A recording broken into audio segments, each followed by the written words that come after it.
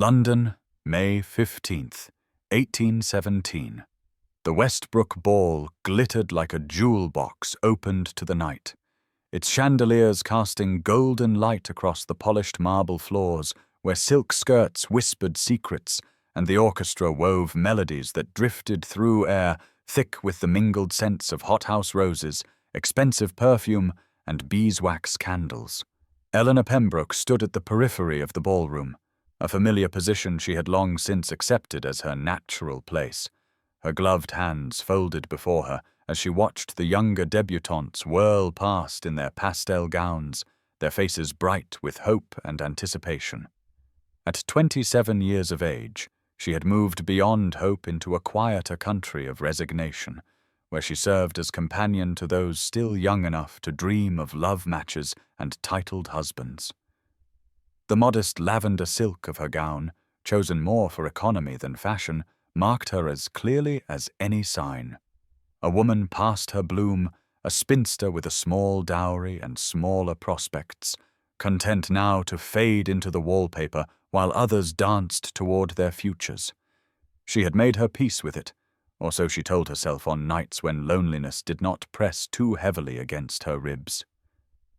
A stir rippled through the assembled guests, a collective intake of breath that drew Eleanor's attention toward the entrance where the Duke of Ashworth had just arrived, tall and commanding in his evening clothes, his dark hair touched with silver at the temples, his bearing that of a man accustomed to deference and entirely indifferent to it.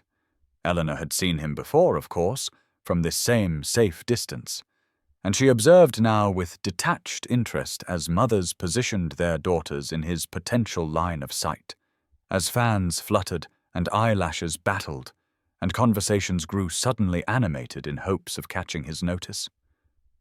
The whispers reached even her corner, the same whispers that attended his every appearance. 30,000 a year, vast estates in 3 counties, a lineage stretching back to the Conquest, unmarried still at 35, and therefore the most eligible prize on the marriage market. Eleanor felt no envy, only a faint amusement at the machinations, the desperate hope that masked itself as artless charm. Such pursuits were no longer hers to contemplate. She was about to turn away, to seek out the refreshment room where she might be useful, when quite suddenly the Duke's gaze swept across the ballroom and for one impossible moment seemed to meet hers directly, his grey eyes steady and penetrating even at this distance. Eleanor looked away quickly, her heart giving an unexpected flutter that she immediately dismissed as foolishness, as the reflexive response of a woman who should know better than to imagine herself seen by such a man. It was coincidence, nothing more, his eyes merely passing over her on their way to someone worthier of notice. She smoothed her skirts and lifted her chin, reminding herself that invisibility had its mercies, and returned her tilted attention to her proper role. Observer, not participant, in the grand theatre of other people's romantic possibilities. Eleanor had scarcely found a moment to collect herself when Lady Isabella Montague descended upon her position near the potted palms, her court train of admirers arrayed behind her like soldiers prepared for battle. "My dear Miss Pembroke," Lady Isabella began, her voice carrying that particular tone of false solicitude that always preceded cruelty, "I was just remarking to Lady Hartwell how loyal you are to remain at your aunt's side, season after season, quite the devoted companion, are you not?" The emphasis on the word companion landed like a slap, its implication clear. Eleanor had become little more than a paid attendant, a piece of furniture in her aunt's household. Eleanor maintained her composure, her spine straight despite the familiar ache of humiliation. "My aunt has been generous to me, Lady Isabella," she replied evenly. "I am grateful for her kindness." Lady Isabella's smile sharpened. "Of course you are, and it is admirable, truly, how you have accepted your situation with such grace.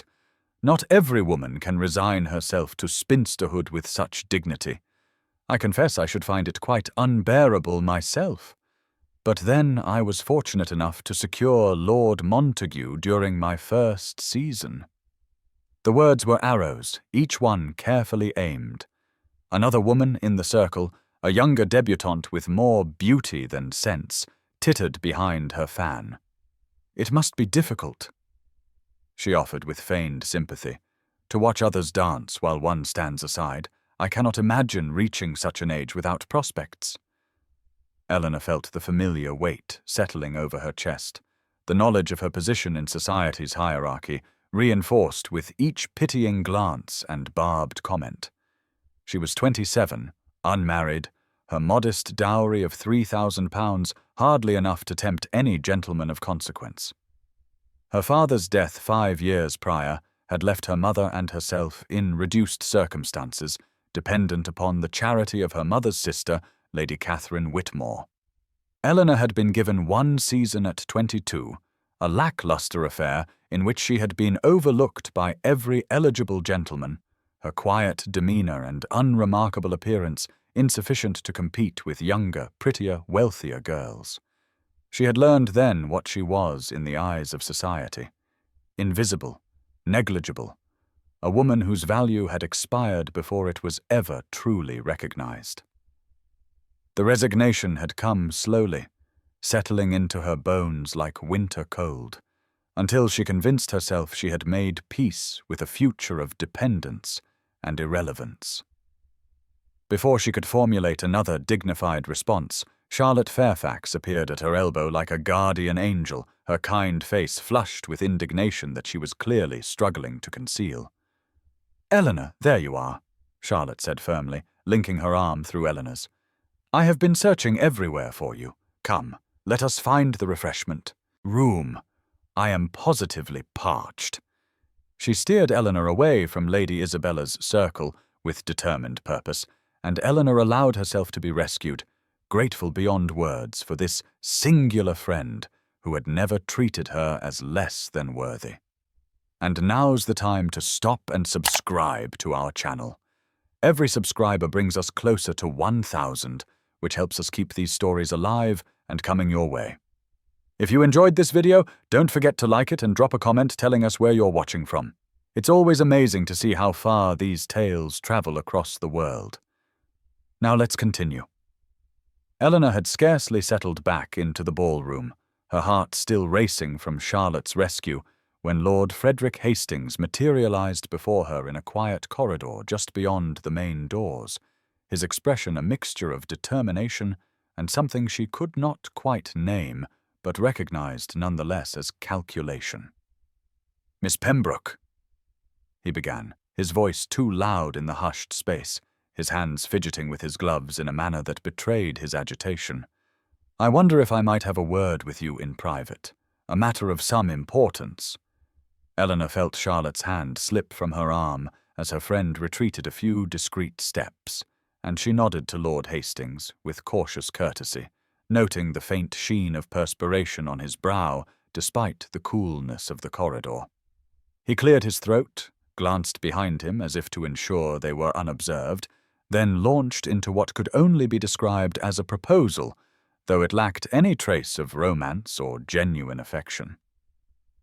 "Miss Pembroke, you are a woman of sense and quiet virtue," he said, his eyes sliding away from hers to focus somewhere over her shoulder. "I find myself in need of a wife who understands the practicalities of matrimony, someone who will not expect foolish sentimentality, but who can manage a household with economy and discretion." Eleanor felt the words land like stones in her chest, each one confirming what she had already suspected. Lord Hastings was known throughout society to be deeply in debt, his estate mortgaged, his creditors growing impatient, and here he stood before her seeking not a wife, but a solution to his financial troubles, her modest £3,000 suddenly transformed in his eyes into salvation. She studied his face, the weak chin, the eyes that would not meet hers, the mouth that spoke of her virtues, while his mind calculated her worth in pounds and pence. "My lord," she said quietly, her voice steady despite the humiliation that burned in her throat. "I am sensible of the honor you do me, but I must decline." His expression shifted immediately from nervous hope to something harder. A flash of anger quickly concealed beneath a veneer of politeness. "You decline," he repeated, as if the words made no sense to him. "Miss Pembroke, I do not think you understand your position. You are not likely to receive many such offers. You should consider carefully before refusing." The condescension in his tone stiffened her spine. "I have considered, my lord, and my answer remains unchanged. I will not marry where there is no genuine regard. I would rather remain as I am." He stared at her for a long moment, his jaw working as if he wished to say more, then offered a curt bow that barely qualified as courtesy. "As you wish, Miss Pembroke. I hope you do not come to regret your decision when you find yourself with no prospects at all." He turned on his heel and strode back toward the ballroom, leaving Eleanor alone in the corridor, her hands trembling slightly as she pressed them against her stomach. Charlotte reappeared instantly, her face flushed with indignation. "Eleanor," she whispered urgently, "please tell me he did not just propose to you in that mercenary fashion." Eleanor nodded, managing a shaky smile. "He did, and I refused him, though I suspect I have just confirmed society's view that I am a fool." Charlotte embraced her fiercely. "You are no fool. You are worth 1,000 men like Frederick Hastings." They stood together for a moment, Eleanor drawing strength from her friend's loyalty, before returning to the ballroom where she caught sight of the Duke of Ashworth standing near the windows, his grey eyes resting on her with an expression of unmistakable interest that sent a wholly unexpected flutter through her chest, before she dismissed it as impossible and looked away. Eleanor had scarcely recovered her equilibrium from Lord Hastings's mercenary proposal when she found herself intercepted near the refreshment table by Lord George Langley, whose approach was far more polished than his predecessors, but no less calculated beneath its veneer of courtesy. "Miss Pembroke," he began with a practiced smile that did not quite reach his eyes, "I have been hoping for an opportunity to speak with you privately. Might I steal a moment of your time?" She inclined her head, her heart sinking as she recognized the particular intensity in his expression, the same determination she had seen in Lord Hastings's face mere minutes before. Lord Langley guided her to a relatively quiet alcove near the potted ferns, his hand briefly touching her elbow in a gesture that presumed a familiarity they did not share.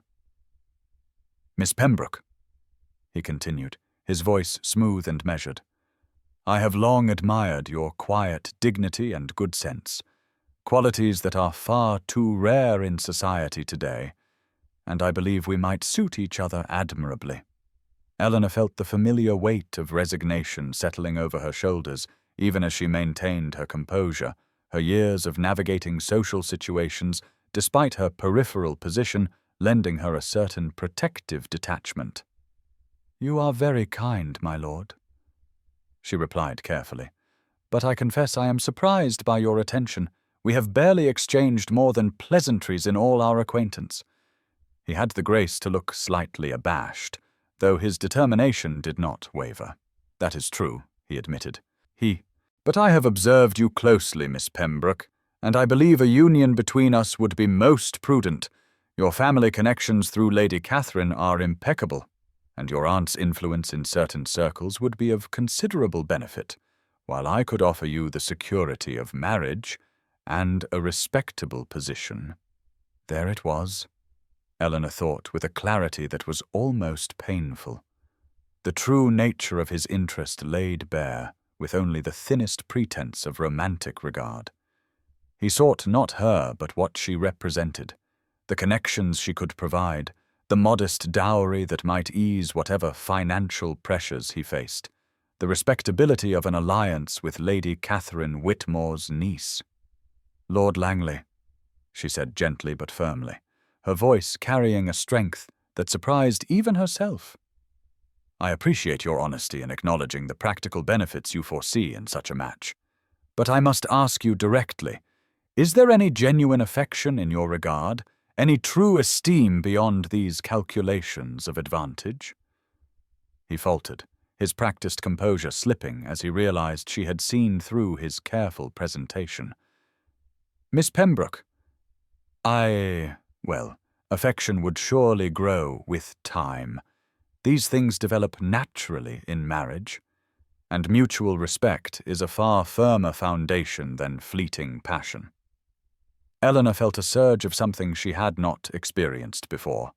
Not mere resignation, but a quiet anger at being valued only for what she could provide, rather than who she was. "My lord," she said with unmistakable finality, "I will not be anyone's prudent choice.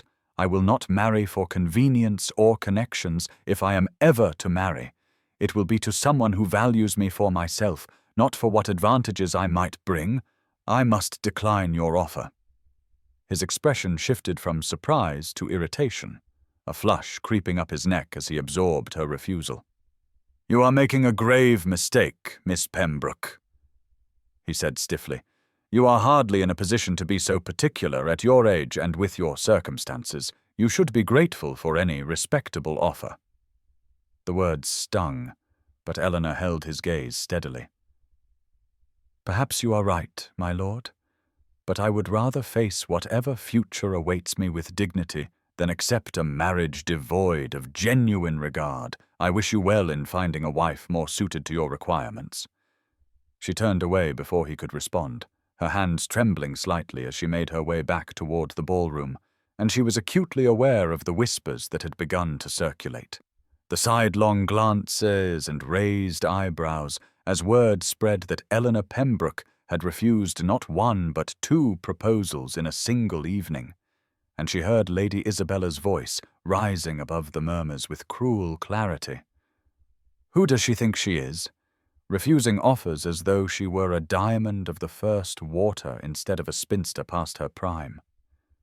And through it all, Eleanor felt the weight of society's judgment pressing down upon her, even as she held her head high, and she caught a glimpse of the Duke of Ashworth across the room, his grey eyes fixed upon her with an expression of unmistakable interest, and something that looked remarkably like approval, though she dismissed the notion as impossible, and turned away before hope could take root in her bruised heart.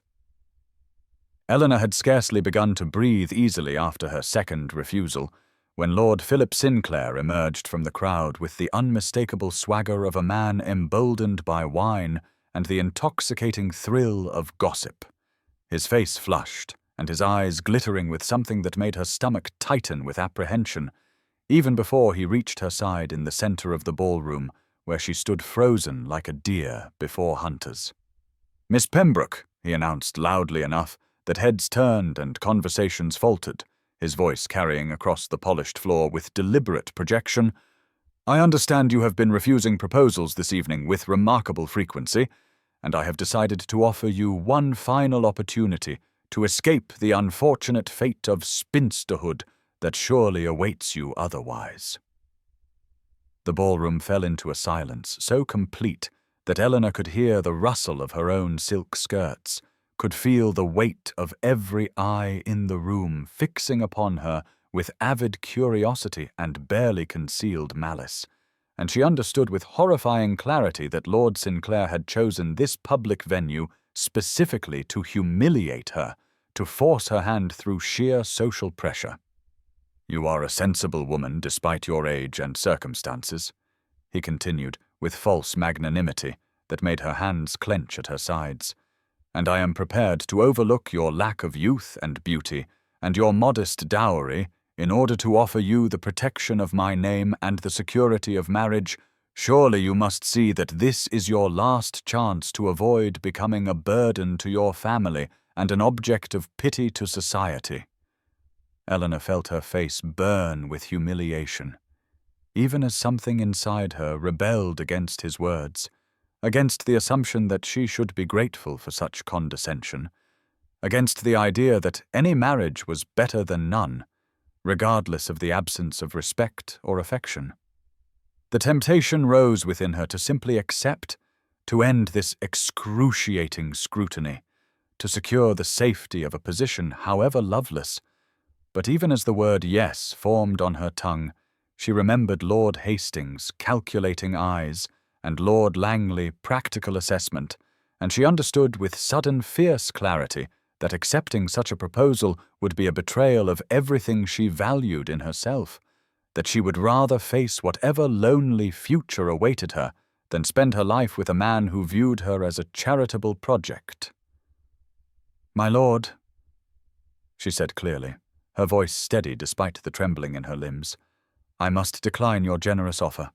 I am sensible, as you say, sensible enough to know that marriage without genuine regard is no marriage at all, and I will not accept a proposal motivated by pity or by the entertainment value of public spectacle." Gasps rippled through the assembled guests, and Lord Sinclair's face darkened with anger and embarrassment, and somewhere to her left, Eleanor heard Lady Isabella's distinctive laugh ringing out with cruel delight. "The foolish creature refuses even Philip Sinclair," Lady Isabella's voice carried across the silence. "Who does she imagine will want her now, a woman of 27 with no fortune and no beauty, and now a reputation for ridiculous pride?"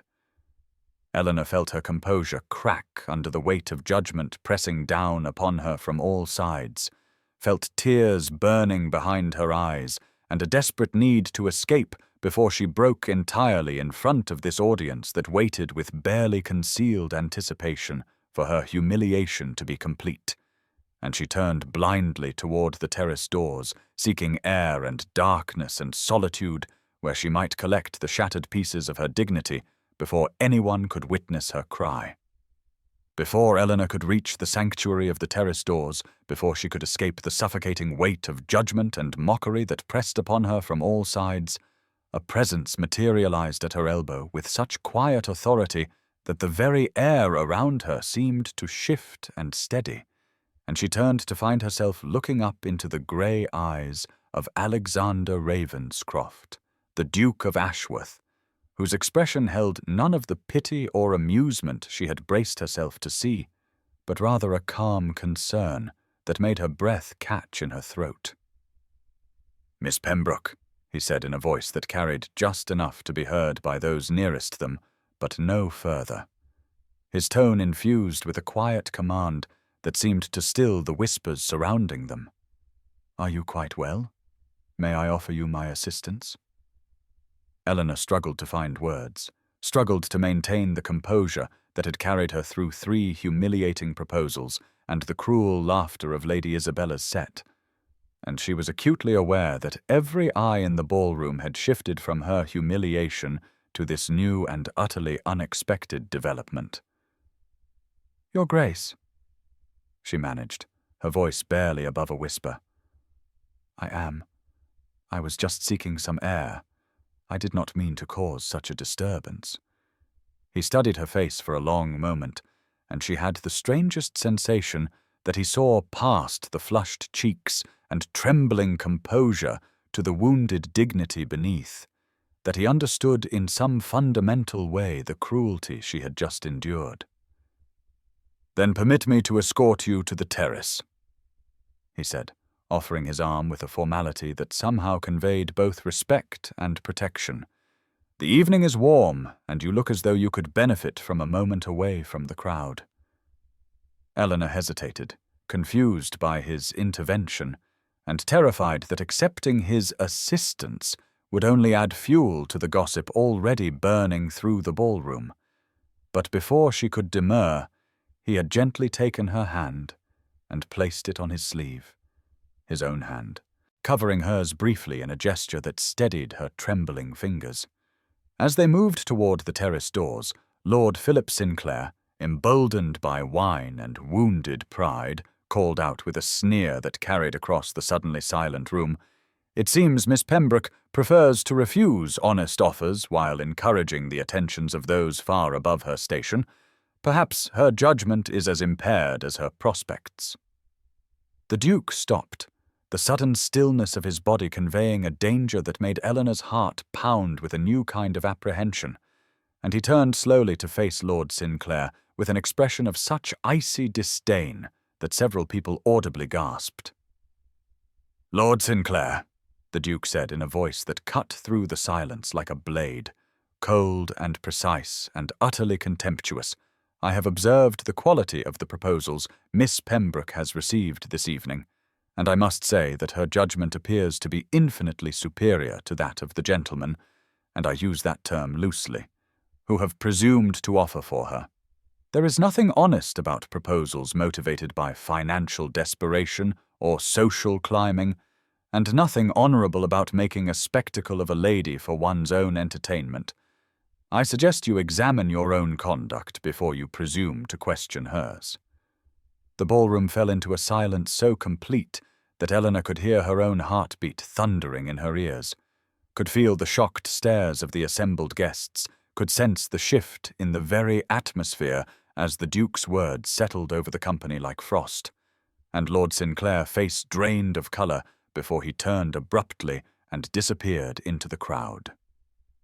The Duke's hand tightened briefly on Eleanor's where it rested on his arm, and then he guided her smoothly toward the terrace, as though nothing unusual had occurred, his bearing radiating a calm authority that parted the crowd before them like water, and Eleanor moved beside him in a daze of shock and gratitude and confusion, overwhelmed by his defence of her and acutely conscious of his proximity, of the warmth of his arm beneath her trembling fingers, of the faint scent of sandalwood and something indefinably masculine that surrounded him.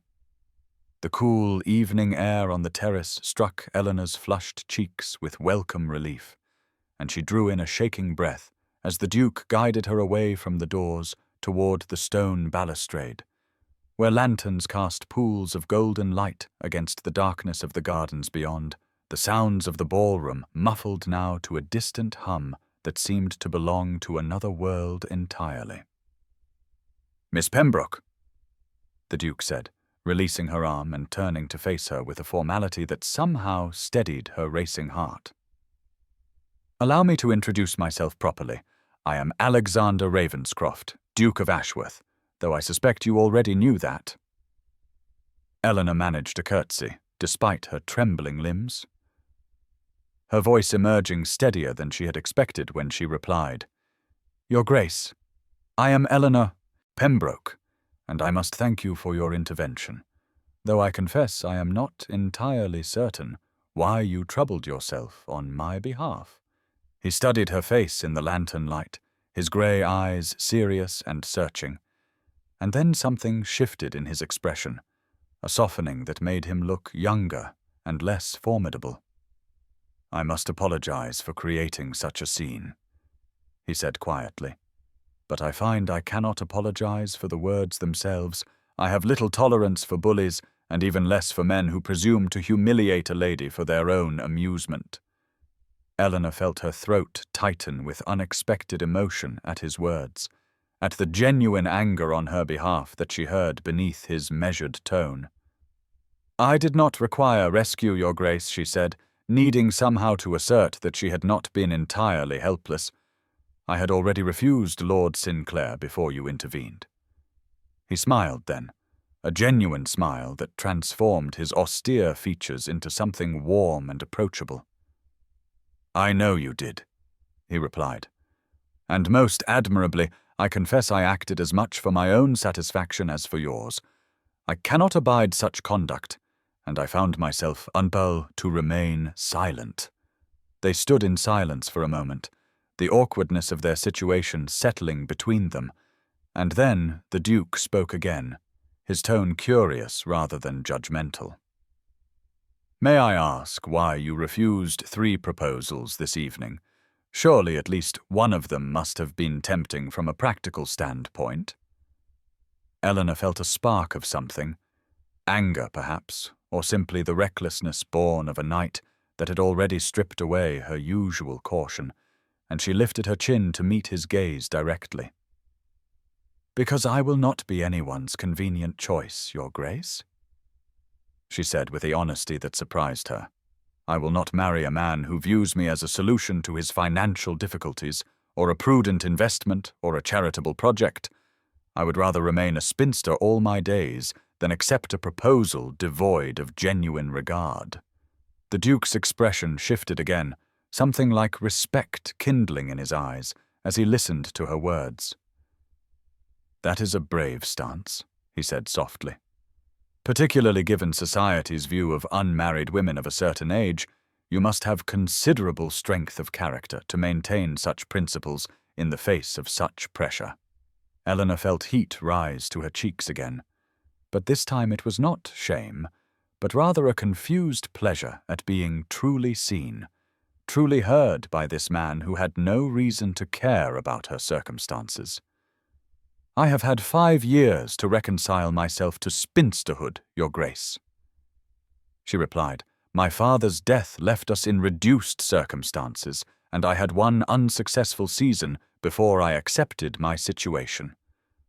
I suppose I have simply learned that some fates are worse than loneliness." He was quiet for a long moment, his gaze still fixed on her face with an intensity that made her acutely conscious of every breath she drew. "I understand that rather well," he said finally. "I have been pursued. For my title since I came of age, I am intimately acquainted with proposals motivated by everything except genuine affection or compatibility. It is wearying to be valued only for what one possesses rather than who one is." Eleanor felt something shift between them in that moment, a recognition of shared experience that transcended the vast gulf of their social positions, and she found herself relaxing slightly, despite the strangeness of the situation. The Duke seemed to sense the shift as well, for he stepped closer, his voice dropping to a more intimate register. "Miss Pembroke, may I have your permission to call on you tomorrow? I find myself very much wishing to continue this conversation in less dramatic circumstances." Eleanor stared at him, certain she had misheard, certain this entire evening was some fever dream from which she would soon awaken. "You wish to call on me?" she repeated, disbelief coloring every word. He smiled again, that warm transformation of his features. "Very much so, if you will permit it." Eleanor found herself nodding before conscious thought could intervene, before doubt and common sense could reassert themselves. "Yes, Your Grace, you may call, though I confess I cannot fathom why you would wish to." The Duke's words hung in the air between them for one final suspended moment, and then he was offering his arm again and guiding Eleanor back through the terrace doors into the brilliance and heat of the ballroom, where the music still played and dancers still turned in their elegant patterns, but where every head seemed to swivel toward them as they entered, the whispers starting up again like wind through dry leaves, building in intensity as the Duke kept Eleanor's hand tucked firmly into the crook of his elbow and steered her not toward Lady Catherine, but directly across the floor in a path that took them through the very center of the gathered crowd.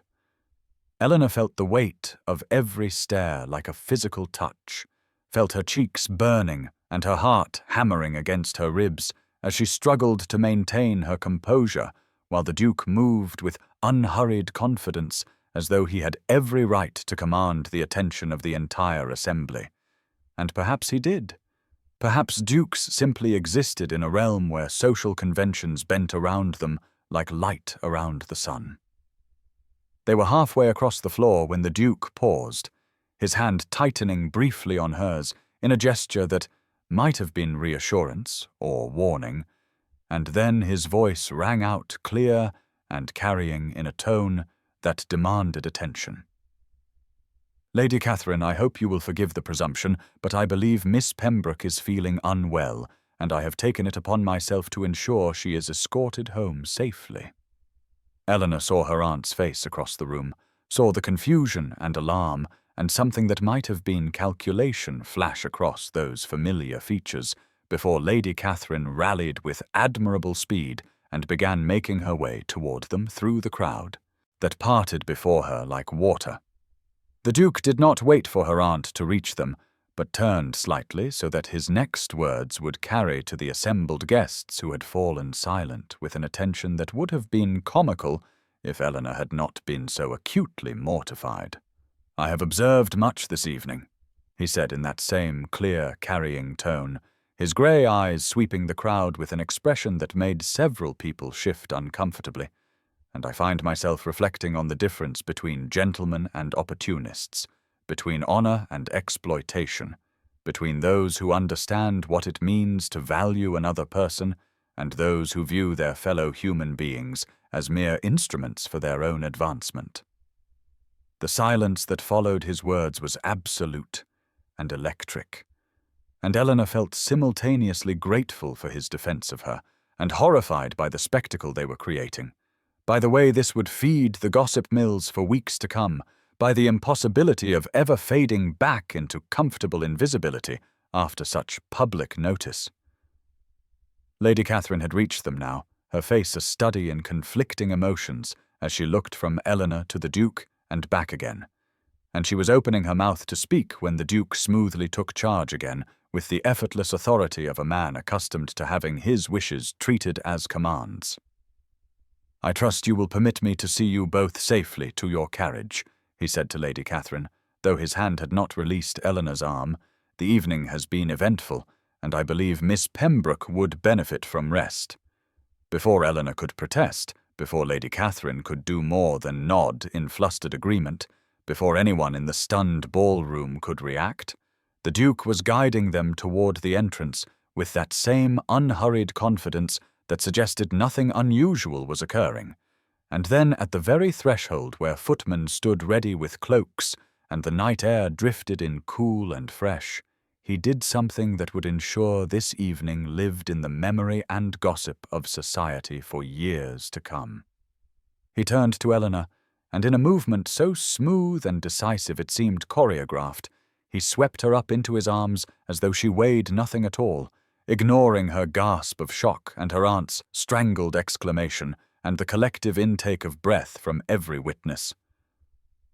"This is how a lady should be treated when she is unwell," he said in a voice that carried back into the ballroom, with care and respect and genuine concern for her well-being, and then he was striding out into the night with Eleanor cradled against his chest, her hands clutching at his shoulders for balance, and her mind reeling with shock and confusion and a wild exhilaration she dared not examine too closely.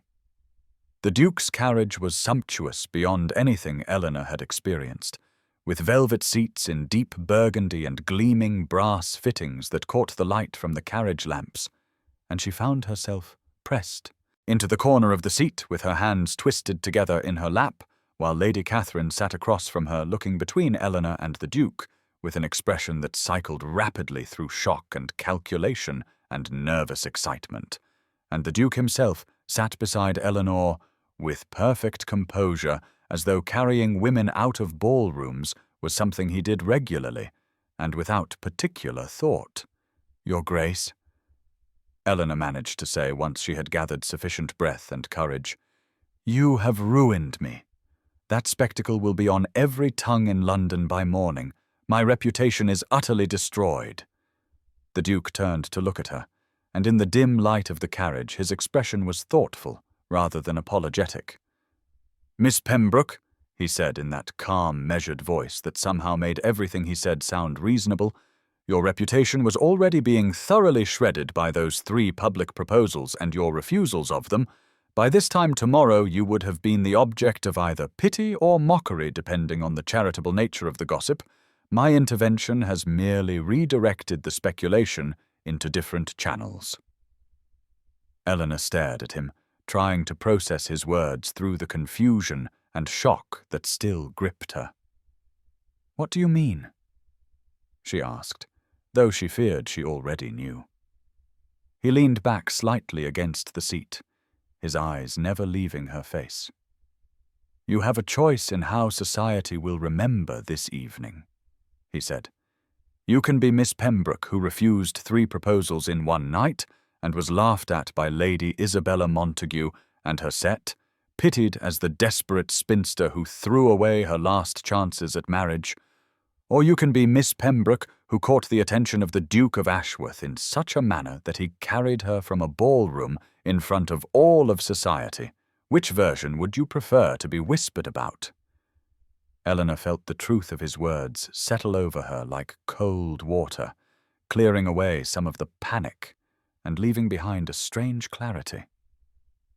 Lady Catherine made a small noise that might have been agreement or simply overwhelmed confusion. "I suppose when you put it that way," Eleanor said slowly.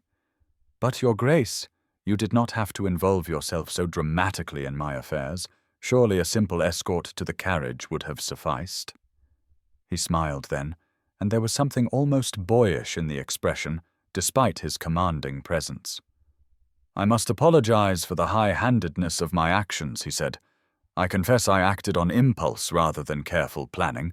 I found myself unable to watch you endure further humiliation without responding, and once I had begun, I discovered I was rather enjoying myself." Eleanor did not know whether to laugh or cry at this admission, at the absurdity of a duke claiming to enjoy creating a scandal on her behalf. The carriage rolled through the London streets, the sound of horses' hooves on cobblestones steady and soothing, and the Duke shifted slightly in his seat, so that he was angled toward her more fully. "Tell me about yourself, Miss Pembroke," he said, and the question was so unexpected after everything that had happened that Eleanor could only blink at him in surprise. "What do you wish to know?" she asked cautiously. "Everything," he replied with apparent sincerity. "Your interests, your opinions, how you spend your days, what makes you happy, what you dream about when you allow yourself to dream." Eleanor felt tears prick at her eyes because no one in 5 years had asked her such questions, had seemed to care about her inner life beyond her utility as a companion or her status as an unmarried burden. "I read," she said finally, her voice soft. "I read everything I can find, novels and poetry and philosophy and history. I walk in the park early in the morning before the fashionable hours. I write letters to my friend Charlotte. I help my aunt with her correspondence and her social obligations. I exist quietly on the margins of other people's lives." The Duke listened with an attention that felt almost physical in its intensity. "And what do you dream about?" he prompted. Eleanor hesitated, then decided that after everything else tonight, honesty could hardly make things worse. "I dream about mattering," she whispered, "about being seen as something other than a failure or an obligation, about having a purpose beyond simply existing until I die." The carriage had stopped, and Eleanor realized with a start that they had arrived at her aunt's house, the familiar facade lit by the lamps on either side of the door. The Duke rose smoothly and handed Lady Catherine down first, then turned to offer his hand to Eleanor with a formal grace. She placed her hand in his and felt the warmth of his touch through her glove as he guided her down to the pavement. "Miss Pembroke," he said, bowing over her hand, "I will call on you tomorrow afternoon if you will receive me." Eleanor found herself nodding, still caught in the unreality of the entire evening. "Yes, Your Grace," she heard herself say. He smiled, released her hand with what seemed like reluctance, and watched as she and her aunt climbed the steps to their door before returning to his carriage, and Eleanor looked back once to see him still watching her before the door closed and shut away the night. The door closed behind Eleanor with a soft, decisive click that seemed to echo in the sudden silence of the entrance hall, where she and Lady Catherine stood looking at each other in the dim light of the single candle the housekeeper had left burning, and for a long moment neither of them spoke as the enormity of the evening settled over them like a heavy cloak. "Eleanor," Lady Catherine said finally, her voice tight with an emotion Eleanor could not quite identify, "do you have any idea what you have done? What scandal you have created? How this will be talked about in every drawing-room in London by noon tomorrow?" Eleanor felt exhaustion sweep over her in a wave so powerful she had to reach out and steady herself against the wall, the smooth, cool plaster grounding her in reality after the dreamlike unreality of the past hours. "I did not create the scandal, Aunt," she said quietly. "3 men proposed to me in the space of 2 hours, and the last did so in front of half of society. I merely declined them, as was my right." Lady Catherine made a sound that was half laugh and half something like despair. "And then the Duke of Ashworth carried you out of the ballroom in his arms. Eleanor, carried you like... She seemed unable to find words adequate to the situation. "Like a heroine in a novel," Eleanor finished softly. "Yes, I am aware of how it appeared." Her aunt moved closer, her face in the candlelight showing worry and calculation in equal measure. "But what does it mean?" she asked. "What are his intentions? Surely he must. That is, a man does not do such a thing unless... Eleanor, do you think he means to court you?" The question hung between them, and Eleanor felt that dangerous spark of hope flare again in her chest, even as she tried to douse it with cold reason. "He said he would call tomorrow," she admitted.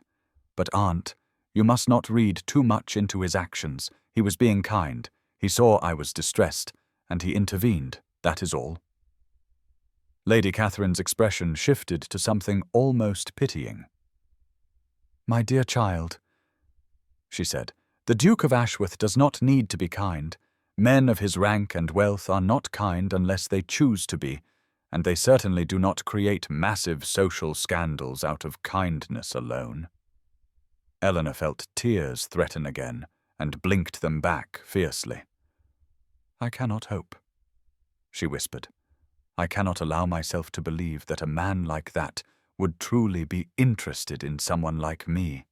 It would break me when the truth becomes clear." Her aunt reached out and squeezed her hand briefly before turning toward the stairs. "Go to bed, Eleanor," she said. "Tomorrow will come soon enough, and with it whatever answers the Duke chooses to provide. But I will tell you this, I have watched society for 40 years, and I have never seen a man look at a woman the way he looked at you tonight." Eleanor climbed the stairs to her small room under the eaves, the room she had occupied for 5 years since coming to live with her aunt after her father's death, the room that had become both refuge and prison in its familiar plainness. She sat at her dressing table and looked at her reflection in the wavering candlelight, searching for whatever the Duke might have seen when he looked at her. But she saw only what she always saw, a too thin face with unremarkable features, brown hair that never quite stayed pinned properly, grey eyes that seemed perpetually tired, the face of a woman resigned to invisibility. She undressed slowly, her fingers clumsy on the buttons and laces, and pulled on her nightgown before climbing into bed. But sleep would not come despite her exhaustion. Instead, she lay in the darkness and replayed every moment of the evening, every word the Duke had spoken, every look he had given her, searching for meaning and finding only confusion and that treacherous, persistent hope that refused to be extinguished no matter how firmly she lectured herself about the foolishness of expecting miracles. Eleanor woke the next morning to spring sunlight streaming through her bedroom window with a brightness that felt almost accusatory given the tumultuous darkness of her thoughts through the sleepless night. And for a moment she lay still and wondered if the entire evening had been some sort of fever dream born of exhaustion and loneliness. But then she moved her hand and felt the soreness in her shoulders from being carried, and knew with absolute certainty that it had all been real. She rose and dressed with the help of the maid her aunt employed, a girl named Betsy, who looked at Eleanor with barely concealed curiosity and excitement that suggested the servants had already heard every detail of the previous night's scandal. And Eleanor found she did not have the energy to maintain her usual reserved distance, but instead simply allowed herself to be helped into a day dress of pale blue muslin that she knew did nothing for her colouring, but was at least clean and pressed. When she descended to the breakfast room, She found Lady Catherine already there, with an array of correspondence spread before her, and an expression of such mingled agitation and satisfaction that Eleanor had to suppress an inappropriate urge to laugh. "Good morning, Aunt," she said quietly as she took her seat and accepted a cup of tea from the hovering Betsy. "Good morning indeed," Lady Catherine replied.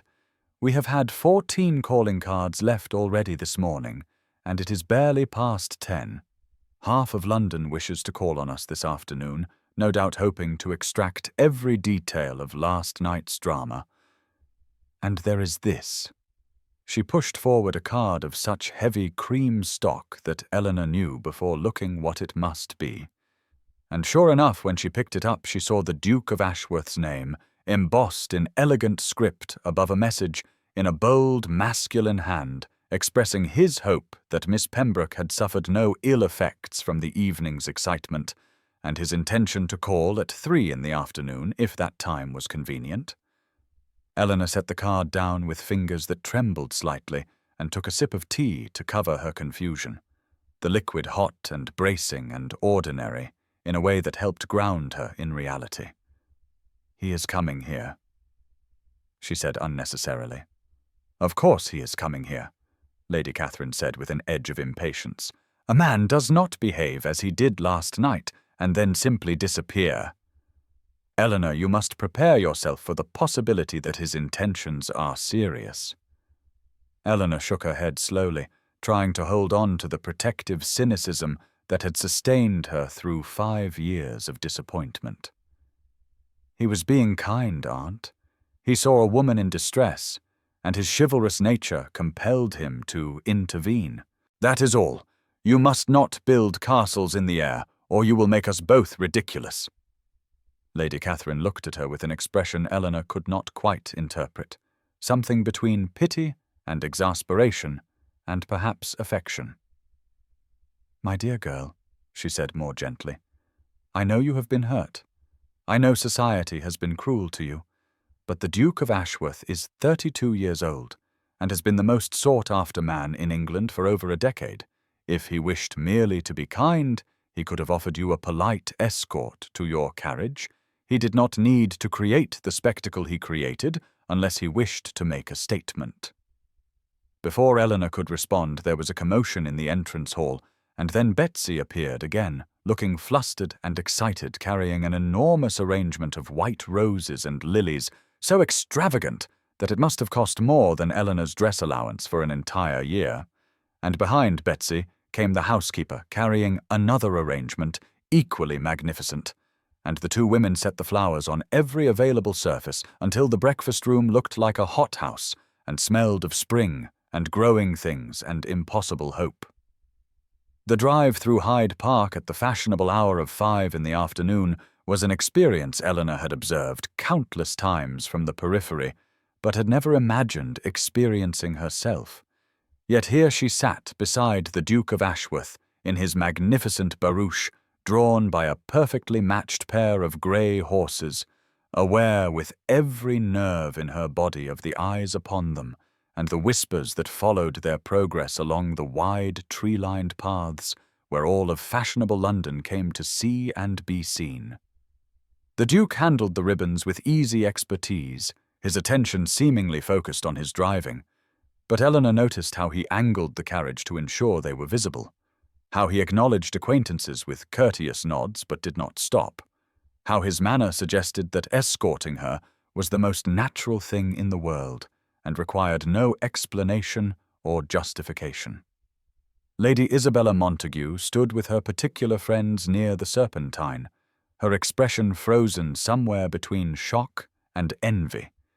As the Duke raised his whip in greeting, but drove past without pausing, and Eleanor felt a small, unworthy surge of satisfaction at the visible consternation her presence in such an elevated position was causing among those who had dismissed her so completely just days before.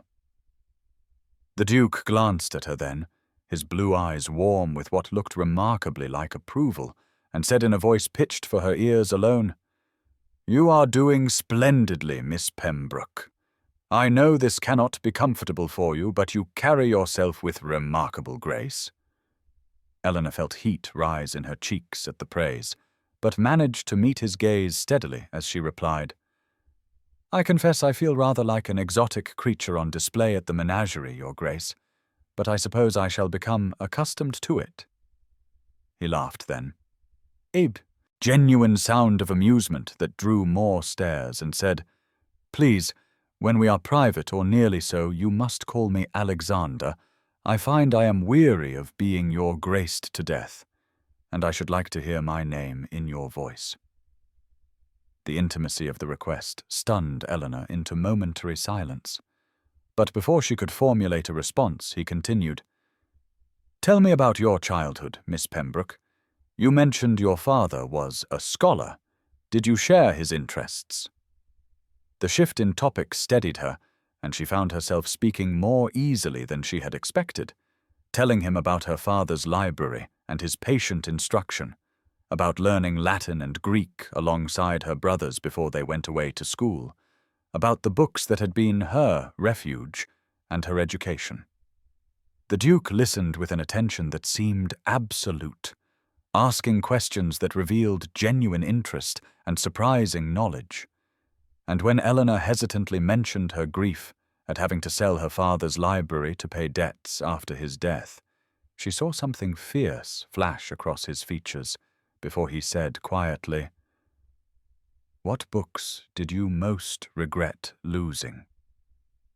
She told him about a first edition of Paradise Lost that had been her father's prize possession, about a collection of Shakespeare's sonnets with her father's notes in the margins, about a travel volume describing Greece that she had read until the pages were soft as cloth.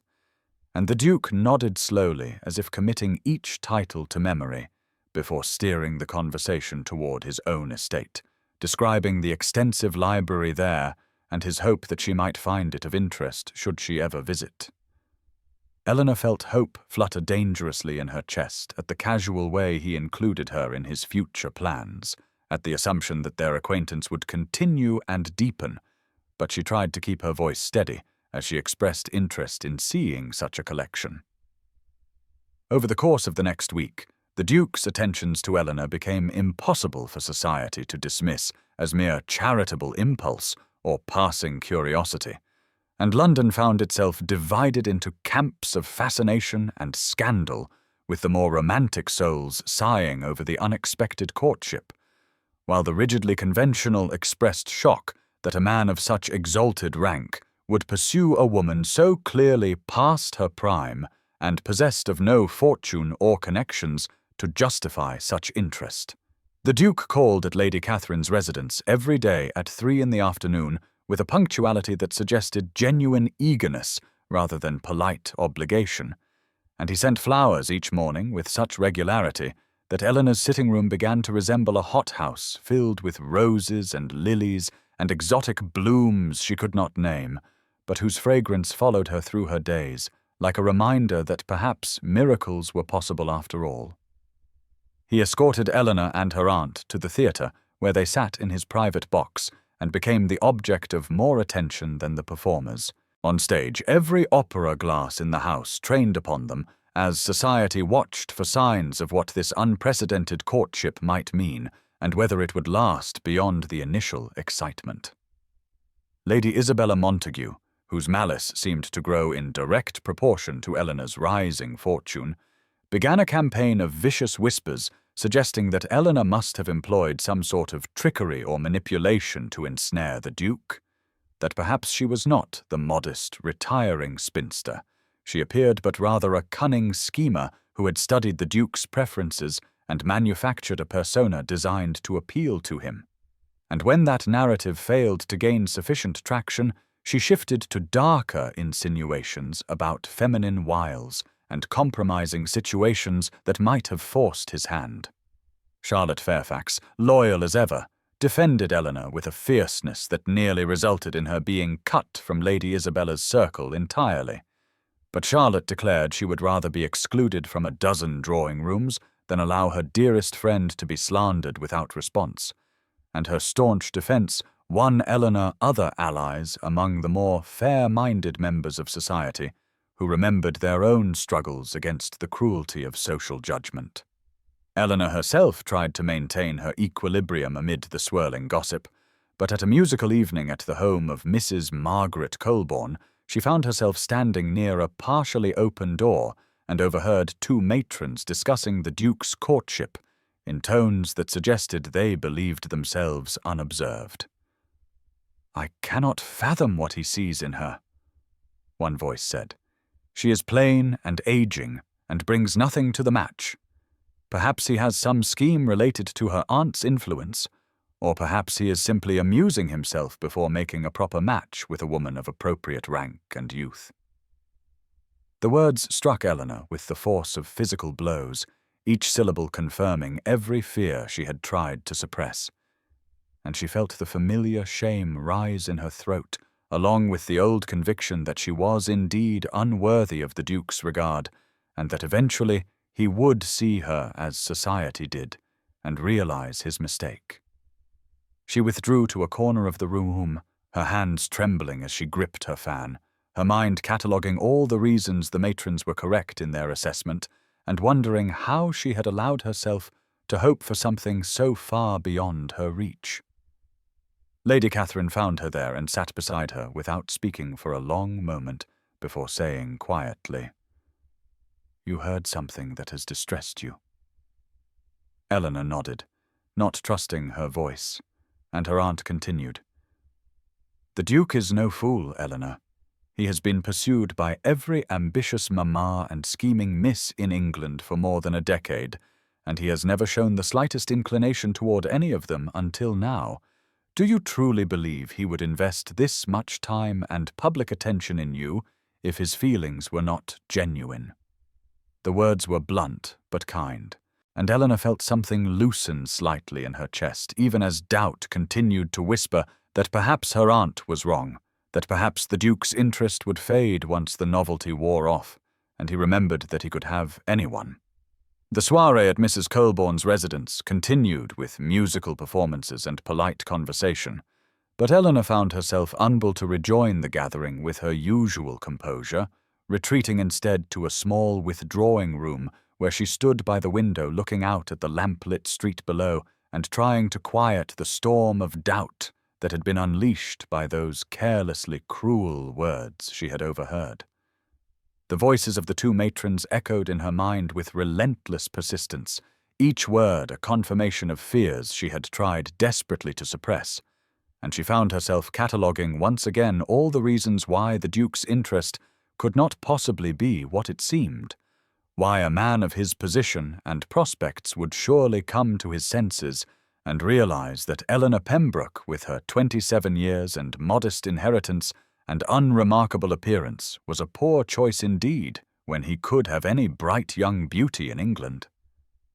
She heard the door open behind her, but did not turn, assuming it was her aunt come to coax her back to the company. But then she heard his voice, low and concerned, asking Miss Pembroke, "Are you unwell?" And her heart gave a painful lurch because of course he had noticed her absence, and of course he had come to find her, and she did not know whether to be grateful or ashamed that she was so transparent to him. Eleanor turned slowly to face him, acutely aware that they were alone in the small room with the door still partially open for propriety, but nevertheless creating an intimacy that made her feel even more vulnerable. And she saw immediately that his expression was serious, his blue eyes searching her face with an intensity that suggested he would not be satisfied with polite evasions. "I am quite well, Your Grace," she managed to say, but her voice betrayed her, and he crossed the room in 3 swift strides to stand before her, close enough that she could see the concern etched in the lines around his eyes. "You are not well," he said quietly. "Something has distressed you, and I would know what it is. Has someone said something to upset you?" Eleanor felt tears prick at her eyes, and hated herself for the weakness. But the events of the past weeks and the constant scrutiny and the weight of her own insecurity had worn away her defenses until she felt raw and exposed.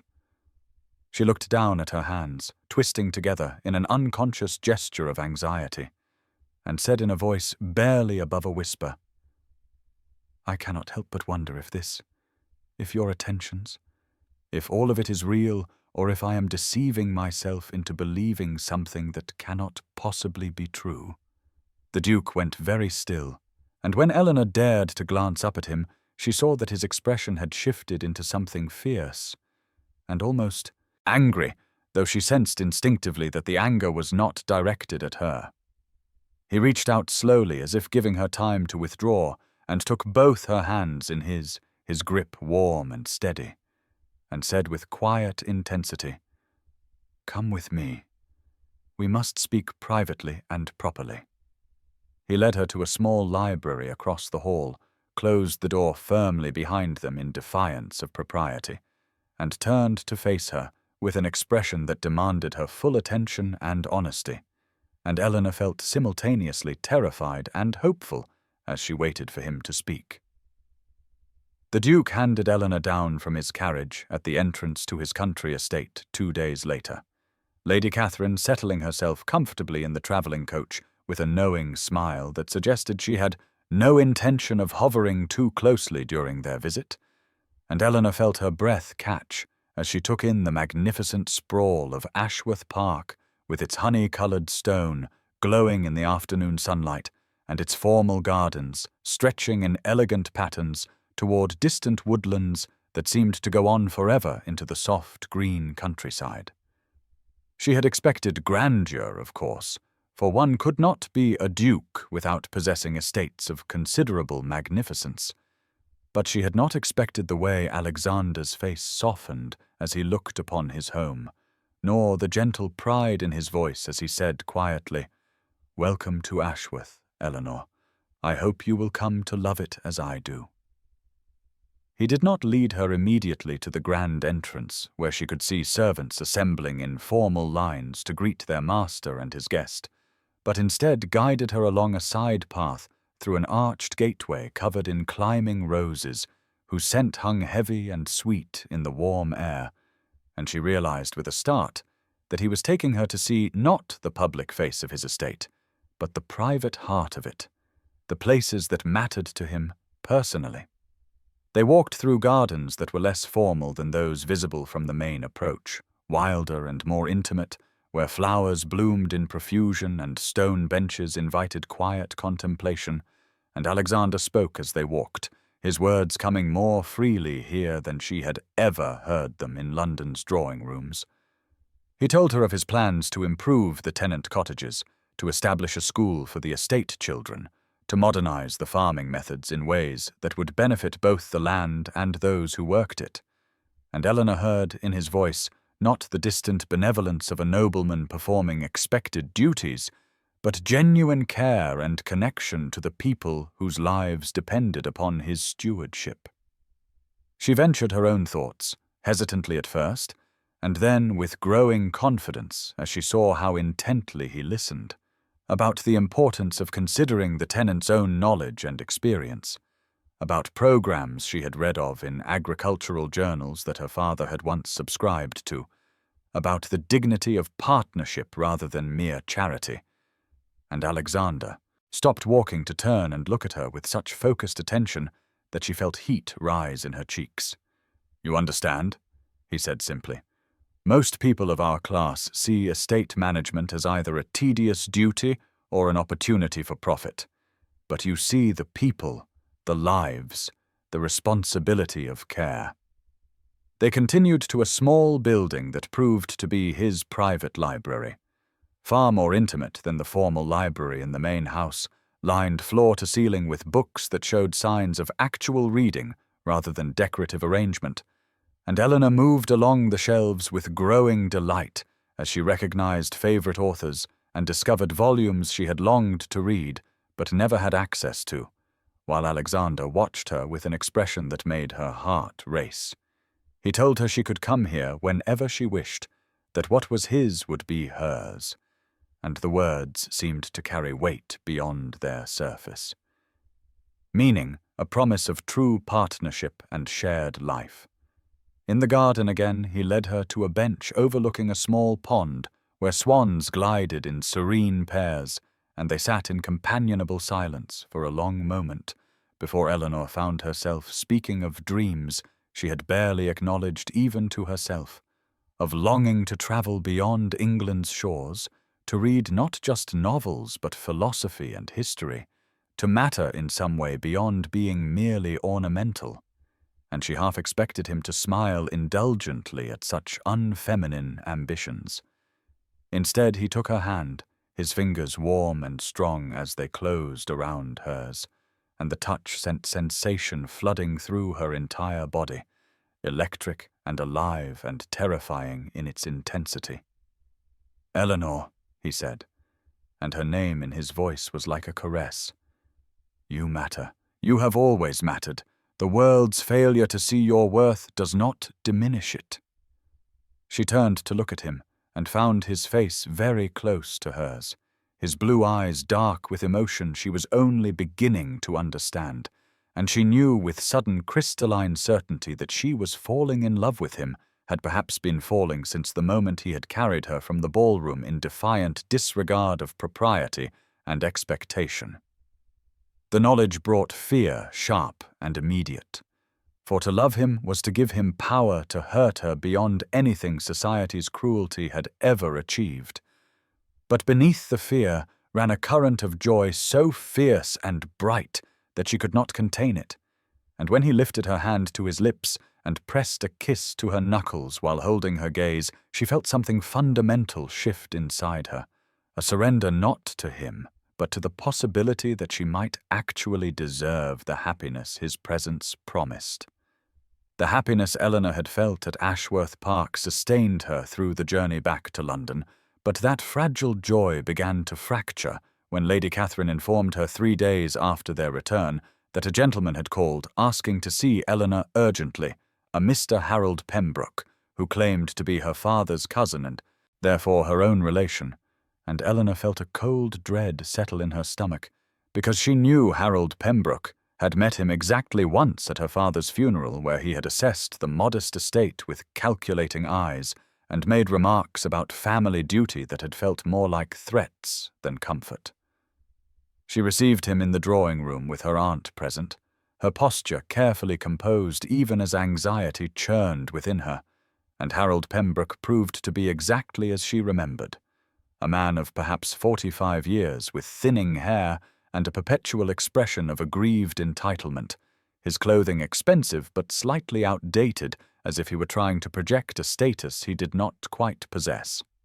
He began with false pleasantries, inquiring after her health and remarking on how well she looked, but his eyes were hard and appraising, and Eleanor felt herself instinctively drawing back as he leaned forward in his chair with the air of a man preparing to deliver unwelcome news disguised as concern.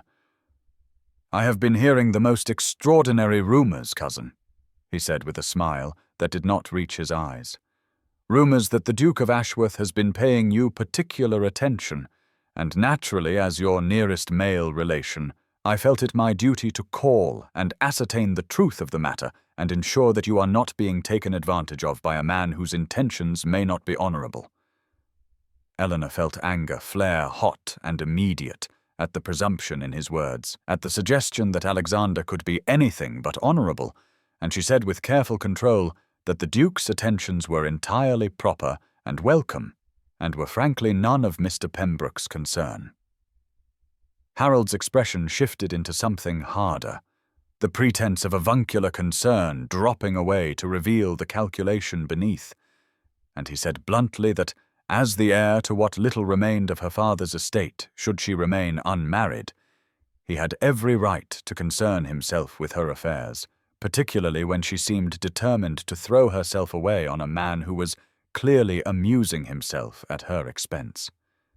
The words struck at Eleanor's deepest insecurities, the fears she had been fighting so hard to overcome, and she rose from her chair with as much dignity as she could muster, and informed Mr. Pembroke that his visit was concluded and his opinions unwelcome. He stood as well, his face flushing with anger, and said that she was a fool if she believed a duke would actually marry a woman of her age and circumstances, that she was setting herself up for ruin and humiliation, and that when the duke inevitably abandoned her, She should not expect Harold to clean up the mess of her reputation or her prospects. Lady Catherine, who had been silent until now, rose with surprising authority and rang for the butler, instructing that Mr. Pembroke be shown out immediately, and Harold left with a final warning that Eleanor would regret not listening to the counsel of her family and that there would be consequences for her stubborn pride. When he had gone, Eleanor sank back into her chair, trembling with a mixture of rage and fear, because while she knew his words were motivated by his own selfish interest in maintaining his claim to her modest inheritance, they had nonetheless struck at the heart of her vulnerability and awakened all the doubts she had been trying so desperately to silence. Lady Catherine came to sit beside her, taking her hand with uncharacteristic gentleness, and said that Harold Pembroke had always been a grasping, unpleasant man, and that his opinion was worth less than nothing. But Eleanor could not quite shake the cold weight of dread that had settled over her, the fear that perhaps he was right, and she was deceiving herself about Alexander's intentions and the reality of their future together. The Duke called on Eleanor the very next afternoon, arriving precisely at the hour when Lady Catherine would customarily be taking her tea in the conservatory. And when the butler showed him into the drawing-room, Alexander took one look at Eleanor's pale face and the tension in her shoulders, and asked the butler to inform Lady Whitmore that he required a brief private word with Miss Pembroke on a matter of some urgency, the authority in his voice such that the servant bowed and withdrew without question, despite the impropriety of leaving them unchaperoned. Eleanor stood near the window where the afternoon light seemed to illuminate every line of worry on her face, and Alexander crossed the room to her with swift concern, taking her hands in his and finding them cold despite the warmth of the day, and he said gently, "Eleanor, what has happened? You are distressed." She tried to smile, to dismiss his concern, but found she could not maintain the pretense under the steady kindness of his gaze, and the words came spilling out in a rush of fear and confession, all the poison that Harold Pembroke had planted in her mind about how she was not enough, how Alexander would surely come to regret his choice, how society would never truly accept their union, how she was bringing him nothing but trouble and scandal when he deserved a bride who would be an asset to his position rather than a liability to his reputation. She spoke of her age, her modest circumstances, her complete lack of the accomplishments and connections that a duchess should possess, and she heard her voice breaking as she said that perhaps Harold was right, and she was being foolish and selfish to imagine that she could ever truly be worthy of the life Alexander was offering her. He listened without interruption, his hands tightening around hers, and when she finally fell silent, exhausted by the outpouring of all her deepest insecurities, he drew her to the sofa and sat beside her, not releasing her hands but holding them as if they were something infinitely precious. "Eleanor," he said, and his voice was rougher than she had ever heard it, raw with an emotion that made her heart clench. "I need you to listen to me. Truly listen, because I am going to tell you something I have never told another living soul." He paused, seeming to gather himself, and then continued with quiet intensity that held her absolutely still. "I have been the Duke of Ashworth since I was 19 years old, when my father died and left me with a title, vast estates, and responsibilities that terrified me. And from that moment forward, I have been pursued, courted, flattered, and sought after by every family with a marriageable daughter in England." He smiled without humor, his blue eyes dark with memory. "I have been loved for my rank, for my wealth, for the consequence I could bring to a family, but never, not once in 13 years, has anyone looked at me and seen Alexander, just Alexander, the man beneath the title who is lonely and uncertain and desperately hoping that somewhere in this world there is someone who might value him for who he is rather than what he possesses." His voice dropped lower, became almost a whisper. "And then I saw you across that ballroom, standing alone with such dignity while cruelty swirled around you, and I watched you refuse 3 proposals from men who saw you as convenient rather than cherished. And I saw a woman who valued herself enough to demand genuine regard.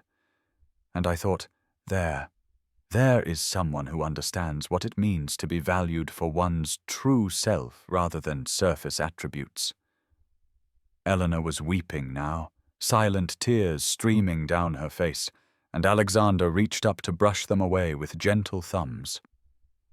"I am falling in love with you, Eleanor Pembroke," he said, and the words seemed to cost him something, a vulnerability she understood because she felt it herself.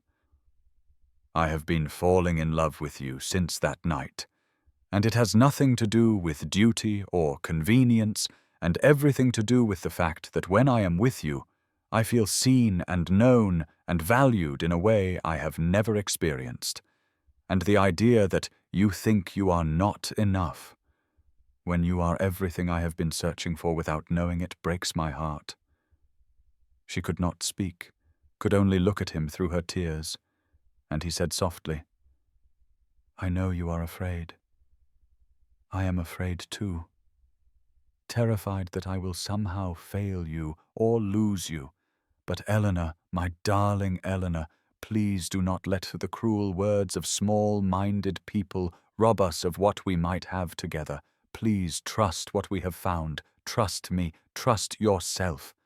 And Eleanor, feeling something break open in her chest, said in a voice barely above a whisper, "I love you, Alexander.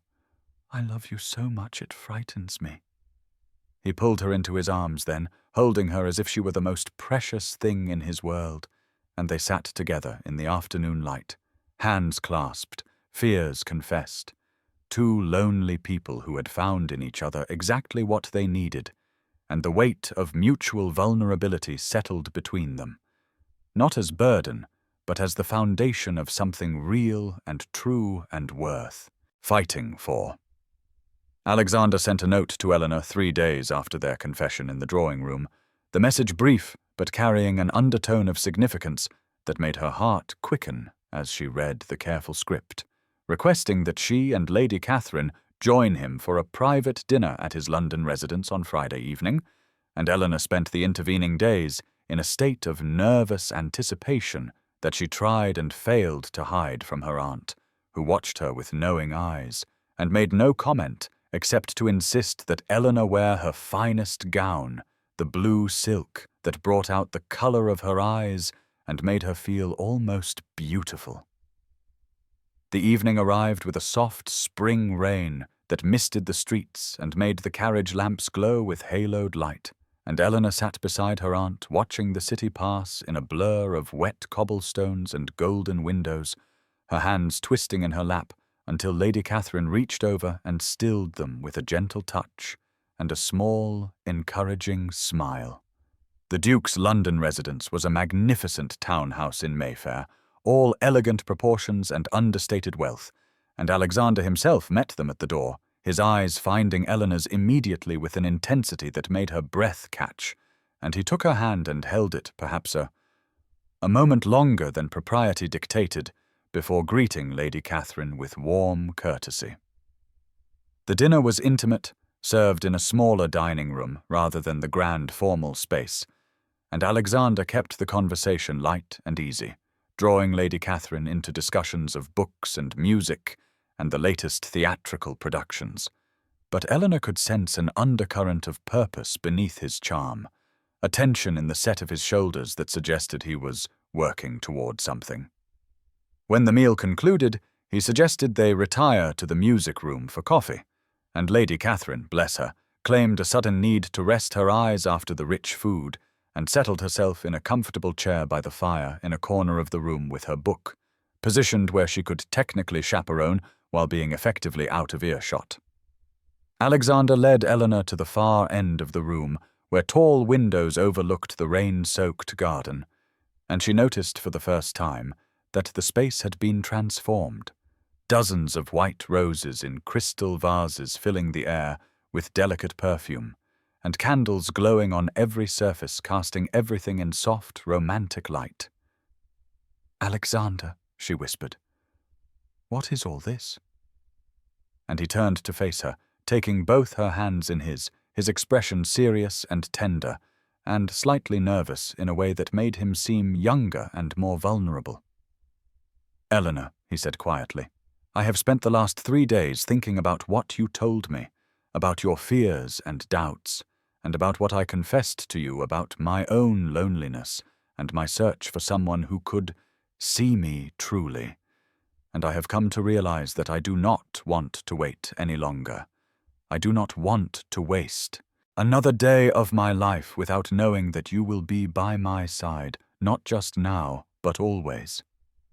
Her heart was pounding so hard she thought it might burst from her chest, and she could barely breathe as he slowly, deliberately lowered himself to one knee before her, his hands still holding hers, his blue eyes locked on her face with absolute focus. He reached into his waistcoat pocket and withdrew a small velvet box, opening it to reveal a ring of breathtaking beauty, a sapphire the color of midnight surrounded by small diamonds that caught the candlelight and threw it back in brilliant sparks. "This ring belonged to my mother," he said, his voice rough with emotion. "It was the only piece of her jewelry my father could not bear to part with after she died, and he gave it to me on his deathbed, and told me to give it only to a woman I loved with my whole heart, a woman who would be my true partner in every sense." Eleanor was crying now, tears streaming silently down her face, and Alexander smiled up at her with such love that she felt her heart might break from the fullness of it. "Eleanor Pembroke," he said, "you are that woman. You are everything I have been searching for without knowing it. You see me not as a duke, but as a man. You challenge me and comfort me, and make me believe that I might deserve happiness. And I love you more than I thought it possible to love anyone." He paused, drew a shaking breath, and said, "Will you marry me? Not because it is suitable or convenient or expected, but because you love me as I love you. Because together we might build a life of genuine partnership and joy. Because I cannot imagine spending my days with anyone but you."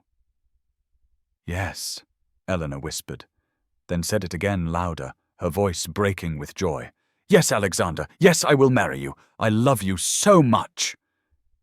He rose swiftly, slipped the ring onto her finger where it fit as if made for her, and then pulled her into his arms and kissed her with a tenderness and passion that made the world fall away until there was nothing but the two of them, and this perfect, transcendent moment of promise and love.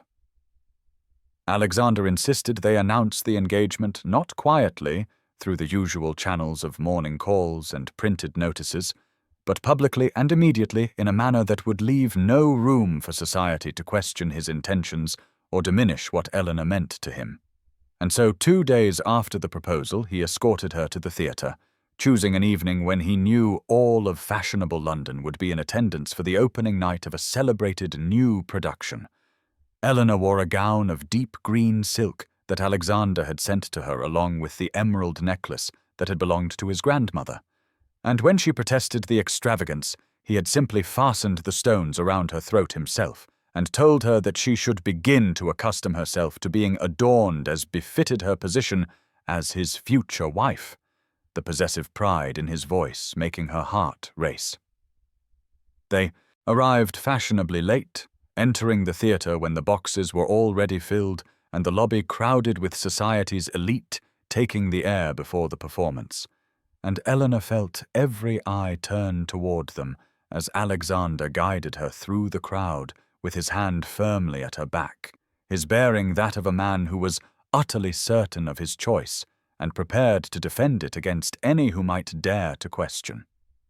He had secured the Duke's box, the most prominent in the theatre, positioned where they would be visible to virtually everyone in the house, and as they took their seats, Eleanor was acutely aware of the whispers rippling through the audience, the opera glasses turned in their direction, the speculation that was surely intensifying with every moment.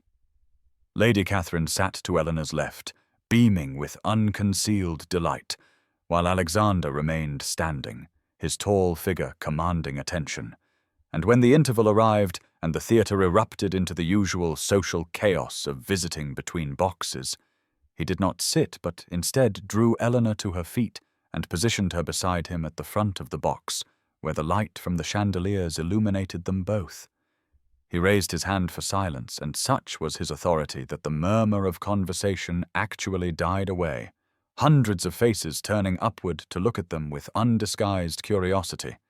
And Alexander said, in a voice that carried clearly through the theatre, "I have the great honor to announce my engagement to Miss Eleanor Pembroke, and I hope you will all join me in celebrating the fact that the most intelligent, compassionate, and remarkable woman in England has consented to become my Duchess." The silence held for 1 breath, 2, and then the theatre erupted, applause and exclamations of surprise and a few gasps of shock. And Eleanor stood frozen beside Alexander, her hand in his, feeling the weight of 1,000 eyes upon her, and seeing in the faces below a kaleidoscope of reactions. Lady Isabella Montague sat in a box across the way, looking as though she had been struck, her face pale and her mouth compressed into a thin, bitter line, while beside her several other ladies who had whispered cruel things about Eleanor over the years stared upward with expressions ranging from disbelief to poorly concealed envy. But there were other faces too, Charlotte's among them, her dear friend standing in her family's box, with tears streaming down her cheeks and her hands clasped in joy, and Mrs. Colburn nodding with satisfaction, as though this were exactly what she had expected all along, and countless others whose expressions held genuine warmth and approval. People began to move toward their box immediately, a stream of well-wishers climbing the stairs to offer congratulations, and Alexander kept Eleanor close to his side, his arm around her waist in a gesture that was slightly improper and absolutely unmistakable in its possessiveness and pride. Lord Frederick Hastings appeared, mumbled, something awkward about felicitations, his eyes not quite meeting Eleanor's, and Lord George Langley bowed with better grace and admitted that the Duke was a fortunate man, while Lord Philip Sinclair was notably absent, having apparently found pressing business elsewhere in the theatre. Charlotte reached them and embraced Eleanor with such force that she nearly knocked her over, whispering fierce declarations of happiness and vindication, and Lady Catherine accepted congratulations with queenly graciousness, as though she had orchestrated the entire affair. Through it all, Alexander remained steady at Eleanor's side, deflecting the occasional pointed question about the suddenness of the engagement or the unconventional nature of their courtship, with cool courtesy that nevertheless made clear he would tolerate no impertinence. And Eleanor found herself standing straighter, holding her head higher, bolstered by the absolute certainty of his regard, and the public declaration he had just made of her value. As the crowd finally began to disperse, and they returned to their seats for the second half of the performance, Alexander leaned close and whispered, "Are you all right?" And Eleanor turned to look at him, this man who had seen her when she was visible, who had valued her when she was dismissed, who had just claimed her before all of society with unmistakable pride. And she said softly, "I am more than all right. I am happier than I ever imagined possible." He smiled and lifted her hand to his lips, kissing her knuckles where his mother's sapphire glowed in the light. And Eleanor understood that she had been transformed not because she had changed, but because she was finally, truly, seen and cherished for exactly who she was.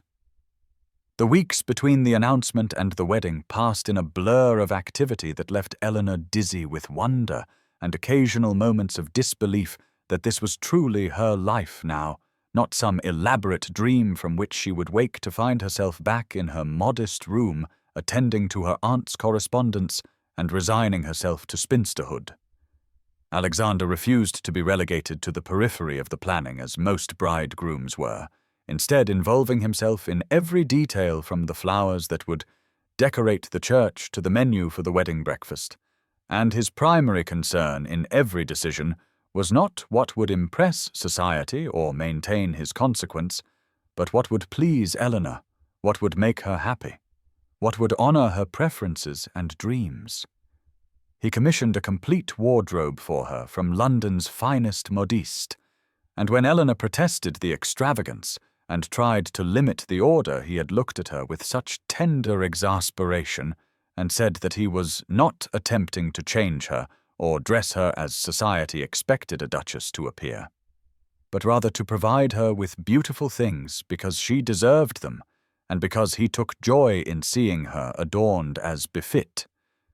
Not her new position, but her essential worth.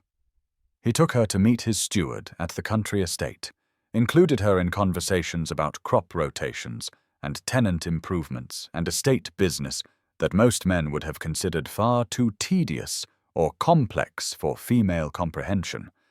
And when she offered a thoughtful suggestion about establishing a small school for the tenant children, he had looked at her with such pride and immediately instructed the steward to begin investigating the practicalities. Eleanor found herself growing into a confidence she had never known she possessed, stepping out of the protective shell of resignation and diminishment she had built around herself over years of being overlooked, and she marveled at how different the world appeared when viewed through the eyes of someone who was valued and consulted and respected. She and Alexander stole moments of privacy whenever they could manage it under Lady Catherine's increasingly indulgent chaperoning, walking in the gardens of his London residence with their hands clasped together, sitting close on the settee in her aunt's drawing-room, discussing poetry and philosophy and their hopes for the future, and once, memorably, sharing a kiss in the shadowed alcove of a gallery they were visiting that had left Eleanor breathless and trembling, and Alexander looking at her with such hunger, tempered by restraint, that she had understood for the first time the true depth of the passion that existed beneath his gentleman's control.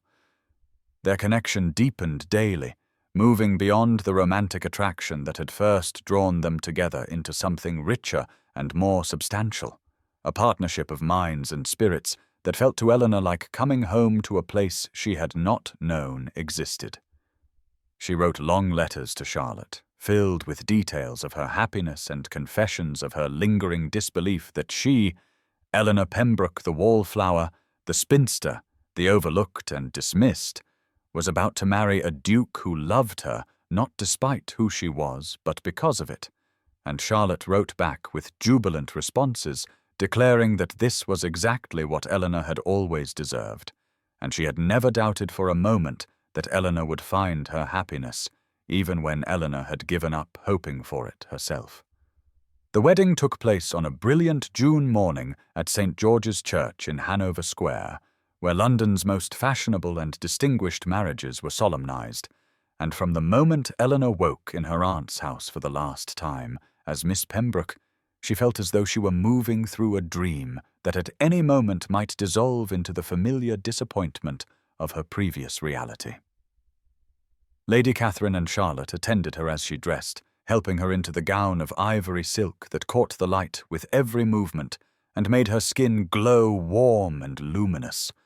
And when Charlotte fastened the strand of pearls that had belonged to Eleanor's mother around her neck, Eleanor met her own eyes in the mirror and saw not the resigned wallflower who had attended the Westbrook Ball mere weeks ago, but a woman on the threshold of a happiness she had never dared to imagine possible.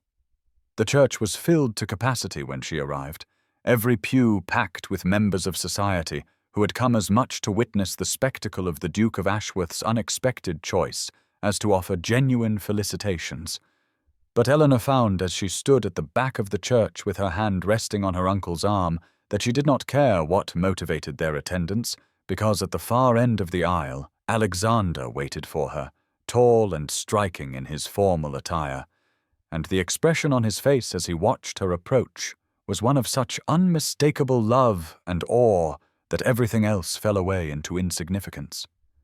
She walked toward him with steady steps, her eyes locked on his, and she saw the way his throat worked as he swallowed, the slight tremor in his hands that he clasped behind his back, the absolute naked emotion in his gaze that told her more clearly than any words that he was as overwhelmed by this moment as she was. The ceremony proceeded with traditional solemnity, the familiar words of the marriage service falling like blessings around them.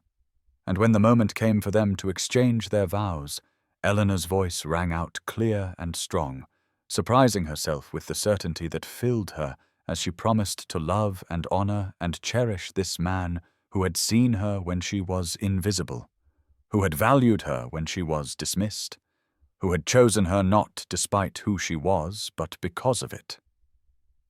Alexander's hand trembled slightly as he took hers to place the wedding band beside the engagement ring, his fingers warm and steady despite that small betraying shake. And when he spoke his vows, his voice was low and fierce with emotion, his eyes never leaving hers as he promised before God and all assembled to love her for all the days of his life.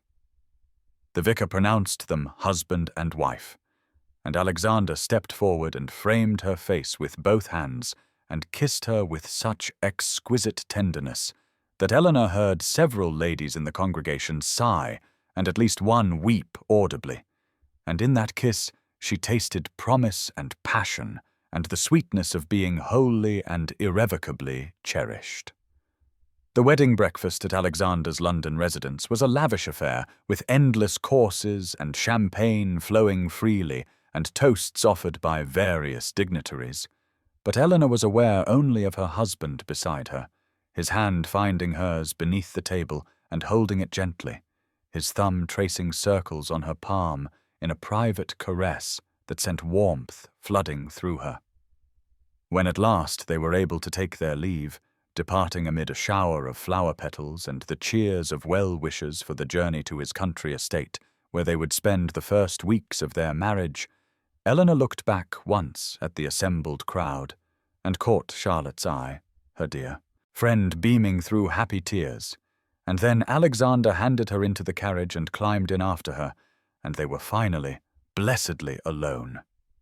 The country estate enfolded Eleanor and Alexander in a privacy and peace that felt like sanctuary after the whirlwind of their courtship and wedding.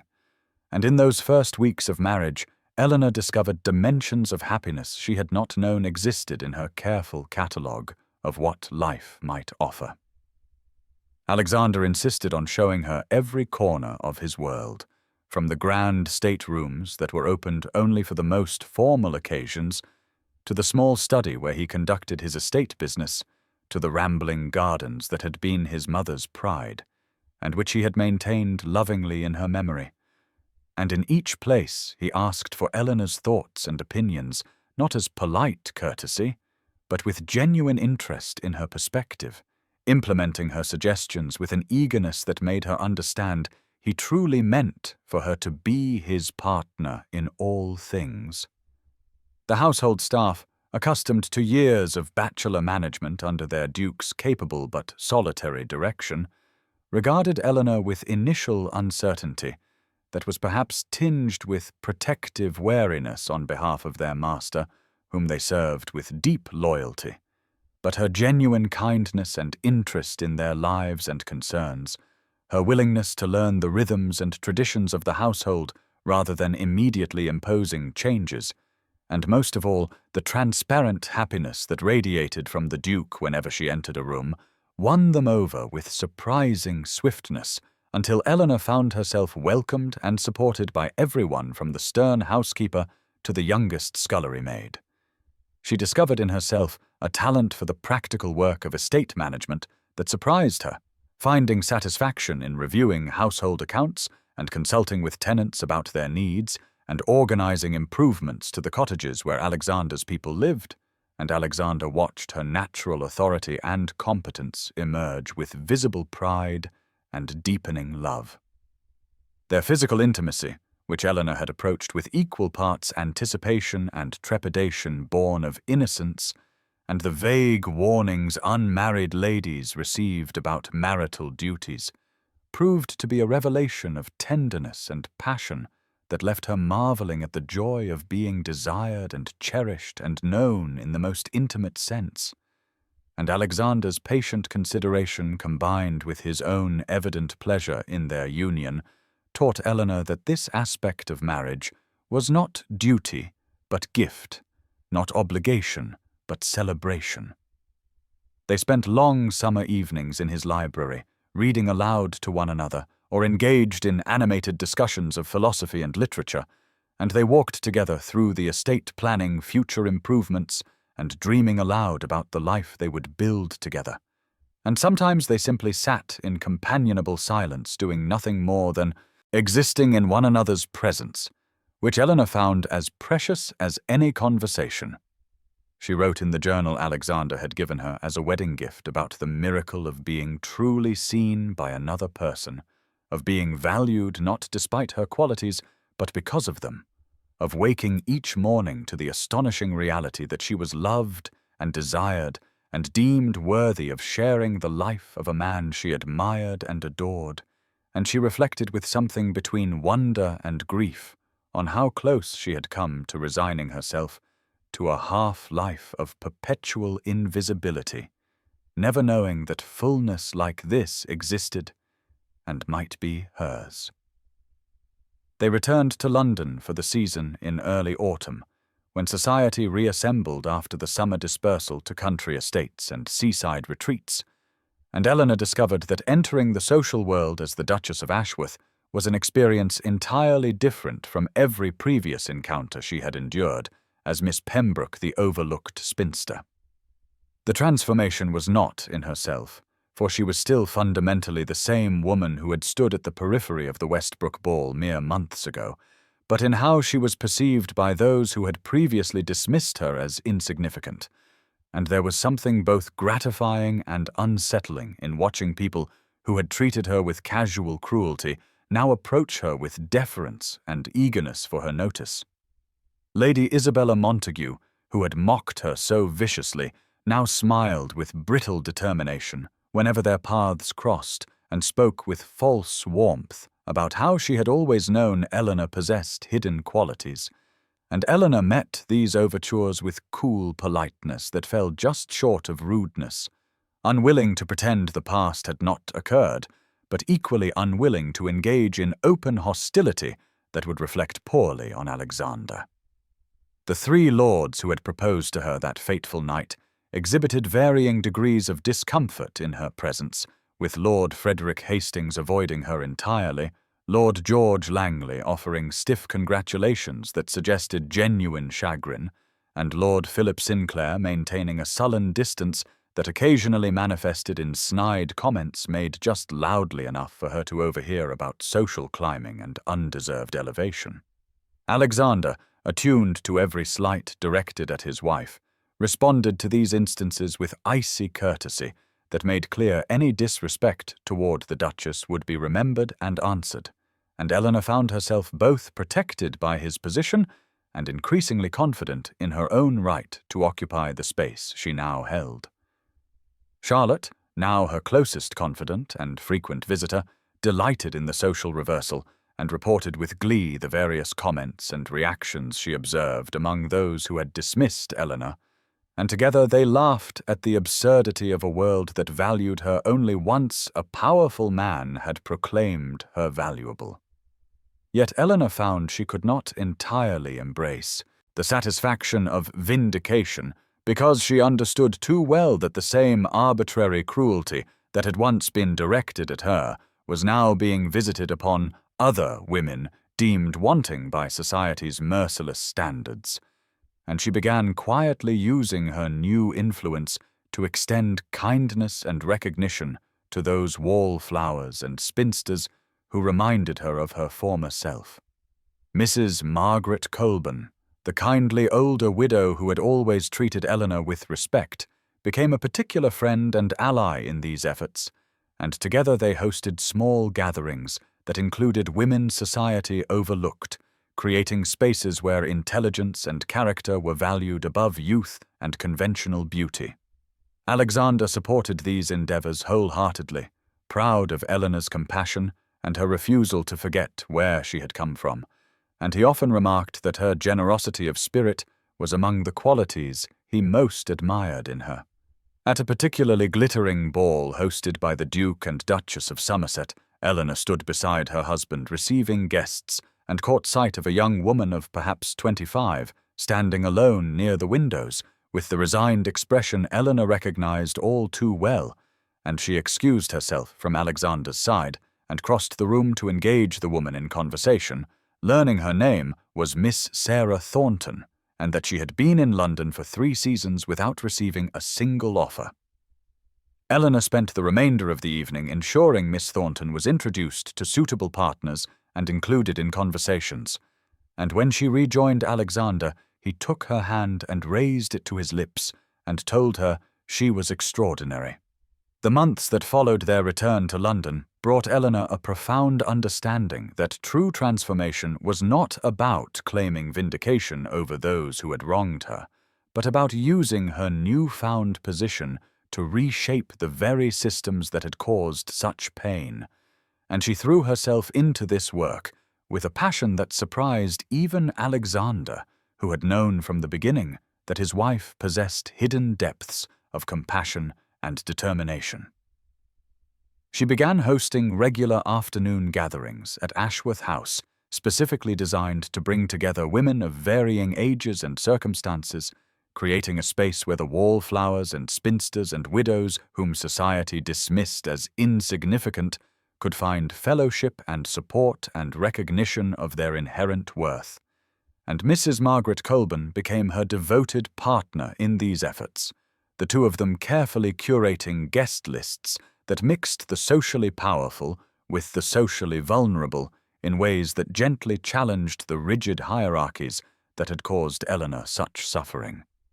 Miss Sarah Thornton, the young woman Eleanor had befriended at the Somerset ball, became a regular attendee and gradually blossomed under the warmth of genuine acceptance, her natural wit and intelligence emerging once she no longer felt the crushing weight of constant judgment, and Eleanor experienced a particular joy in watching this transformation that reminded her of her own journey from invisible wallflower to celebrated duchess. Alexander observed his wife's charitable work with undisguised pride and actively supported her efforts by ensuring that the men in his social circle treated these gatherings with respect rather than condescension, and he made a point of dancing with the wallflowers at balls and engaging the overlooked women in conversation at parties, using his considerable social influence to signal that intelligence and character deserved recognition regardless of age or conventional beauty. Yet Eleanor discovered that not all battles could be won through gentle influence and kindness, for Lady Isabella Montague continued her campaign of subtle cruelty, directed now not at Eleanor, whom she could no longer safely attack, but at the women Eleanor championed, making pointed remarks about charity cases and social climbers whenever she encountered Eleanor's protégés at social events. The situation came to a head at a particularly glittering reception hosted by the Countess of Pemberton, when Lady Isabella made a cruel comment within Eleanor's hearing about Miss Thornton being a pitiful hanger-on who survived only through the Duchess's misplaced sympathy, and Eleanor felt something cold and fierce rise within her that was entirely different from the resigned acceptance with which she had once endured similar cruelty directed at herself. She crossed the room with deliberate purpose, Alexander immediately sensing the shift in her demeanor and following close behind, and she addressed Lady Isabella with a voice that carried just far enough to be heard by those nearby, but not so far as to create an obvious scene, speaking with icy precision about the difference between those who possessed genuine character and those who possessed only malice, disguised as social commentary. Lady Isabella sputtered and attempted to laugh off the rebuke, but Eleanor continued with calm relentlessness, suggesting that a woman who derived satisfaction from diminishing others revealed far more about her own inadequacies than about her targets, and perhaps Lady Isabella might consider whether her desperation to feel superior suggested a deep insecurity about her own value beyond the accidents of birth and fortune. The silence that followed Eleanor's words stretched like a taut thread in the glittering reception room, and Lady Isabella's face underwent a fascinating transformation from confident malice through shocked affront to pale humiliation. As the reality settled that the woman she had once tormented with impunity now possessed both the social position and personal conviction to publicly challenge her cruelty without consequence. Alexander moved to stand beside Eleanor, his hand coming to rest at the small of her back in a gesture of unmistakable support, and his presence seemed to amplify her words as the nearby guests absorbed what had just transpired with expressions ranging from scandalized delight to uncomfortable recognition of their own complicity in similar cruelties. Lady Isabella attempted to muster a laugh and dismiss the rebuke as a misunderstanding, but her voice emerged thin and unconvincing, and when she looked around for support from her usual confederates, she found them suddenly absorbed in examining their fans or finding urgent reasons to drift toward other conversations.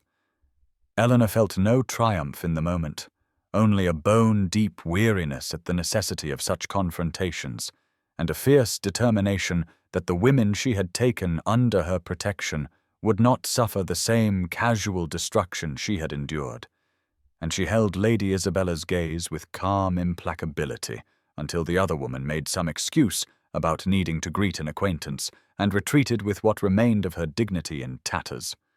Alexander leaned close and murmured that he had never been more proud of her, and Eleanor realized that she had finally achieved what she had never managed during those years of quiet endurance, which was not acceptance by those who had deemed her wanting, but the strength to define her own worth, independent of their judgment, and to use her position to shield others from the same arbitrary cruelty. The remainder of the evening passed in a kind of ripple effect as word spread of the confrontation, and Eleanor found herself approached by several women who had previously treated her with indifference or condescension. Women who now seemed suddenly aware that the Duchess of Ashworth was not merely a social ornament to be courted for her husband's influence, but a force in her own right who would not tolerate the casual destruction of those society deemed insignificant.